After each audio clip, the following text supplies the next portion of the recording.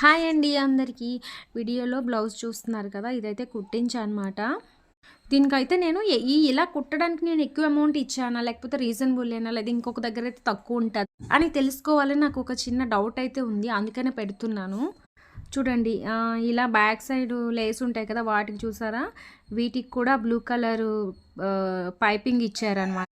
అలాగే బ్లౌజ్ మొత్తం ఓవరాల్గా బ్లూ కలర్ ఇచ్చారు, ఎందుకంటే శారీ కూడా బ్లూ కలరు, అందుకని. నెక్ కూడా ఈ షేప్లో పెట్టారనమాట. అలాగే హుక్స్ కూడా బ్యాక్ పెట్టారు.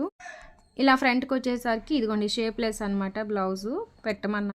చూడండి, నెక్ దగ్గర కూడా బ్లూ కలర్ పైపింగ్ ఇచ్చారు. అలా ఇక్కడ నడుము దగ్గర కూడా వచ్చింది. అలాగే హ్యాండ్స్కి ఇలా అనమాట.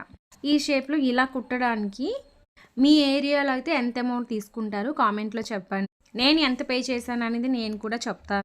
ఆ డిజైన్ అవేమి కూడా వాళ్ళు చేసింది కాదు, శారీలో వచ్చిందనమాట. ఓన్లీ ఆ షేప్లో కుట్టారు, అలా పైపింగ్ వేశారు, ఆ లేస్ అవి పెట్టారనమాట. నేను సేమ్ దగ్గర చాలాసార్లు బ్లౌజెస్ కుట్టించాను, కాకపోతే ఇంకెప్పుడు నేను వేరే ప్లేస్ కాకపోతే ఎక్కువ తక్కువ అని తెలుసుకోవాలని కామెంట్ చేయండి.